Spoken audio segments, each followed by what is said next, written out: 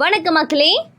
நம்மளுடைய உடலுக்கு ஆரோக்கியத்தை அள்ளி தரக்கூடிய ஒரு கோடைக்கால காய்கறி அப்படின்னே சொல்லலாம். அதாவது இந்த வெள்ளரி அப்படின்னு சொல்லக்கூடிய கீரைக்காயை தான் நம்ம பார்க்க போகிறோம். ஸோ இந்த குக்கும்பரில் பார்த்திங்கன்னா நிறையவே நன்மைகள் இருக்குது. ஸோ உடலுக்கு ஆரோக்கியத்தை அள்ளி தரக்கூடிய நிறைய விஷயங்களை நம்மளால் செய்ய முடியும் அப்படின்னு சொல்கிறாங்க.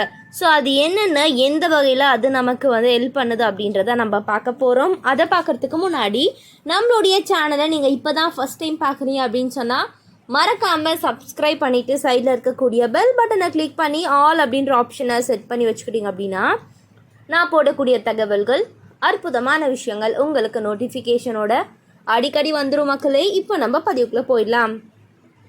ஸோ வெள்ளரிக்காய் நீர் சக்தி மிக்க காய்கறிகளில் முதன்மையானது, முக்கியமானது.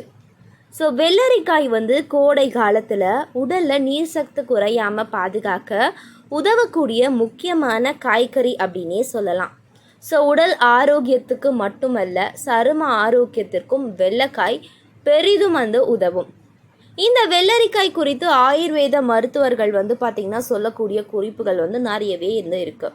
ஸோ வெள்ளரிக்காய் மருத்துவ நன்மைகள் ஆயுர்வேதத்தில் எப்படி பார்க்கப்படுகிறது அப்படின்றத நிறைய பேர் சொல்கிறாங்க.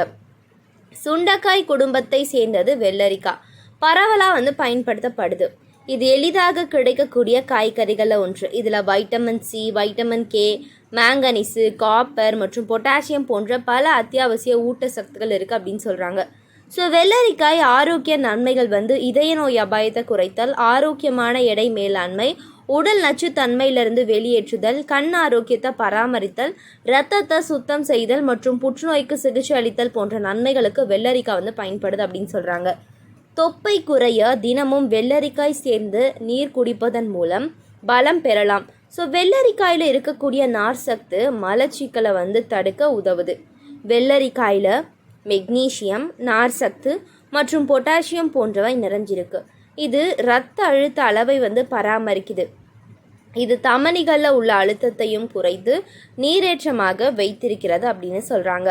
ஸோ உயரத்த அழுத்தம் இருப்பவர்கள், உயரத்த அழுத்தத்தால் கஷ்டப்படுபவர்கள் வெள்ளரிக்காய் பரிந்துரைக்க காரணமே இதுதான் அப்படின்னு சொல்கிறாங்க. ஸோ வெள்ளரிக்காய் பார்த்திங்கன்னா அழகு தயாரிப்பில் முக்கியமானவை. வெள்ளரிக்காயை மசித்து கூழாக்கி பேஸ்ட் செய்து தயாரிக்கப்படுது. இதனால் சருமம் புத்துணர்ச்சியாக இருக்கும் அப்படின்னு சொல்கிறாங்க. முகம், கண்கள் மற்றும் கழுத்து பகுதியில் வெள்ளரிக்காய் மசித்த விழுதை தடவி 15 முதல் 20 நிமிடங்கள் வரை விட்டு குளித்து நீரில் கழுவினால் சருமத்தை பார்த்திங்கன்னா ரொம்பவே டேன்லாம் இல்லாமல் போக்கி ரொம்ப பிரகாசமான ஒரு சருமம் நமக்கு கண்டிப்பாக கிடைக்கும் அப்படின்னு சொல்கிறாங்க. வெள்ளரிக்காயை வழக்கமாக சருமத்திற்கு பயன்படுத்தும் போது பருக்கள், பிளாக் ஹெட்ஸ், அதுக்கப்புறம் சருமத்தில் சுருக்கங்கள் இதெல்லாமே நமக்கு க்யூர் ஆகிடும் அப்படின்னு சொல்கிறாங்க. கீரை, கேரட் மற்றும் கீரை சாறுடன் கலக்கும்போது இந்த வெள்ளரி முடி வளர்ச்சியின் சேதத்தை சரி செய்து, கீரையுடன் சம அளவு வெள்ளரி சாறு எடுக்கும்போது இது பிற கோளாறுகளையும் குணப்படுத்தும் அப்படின்னு சொல்கிறாங்க.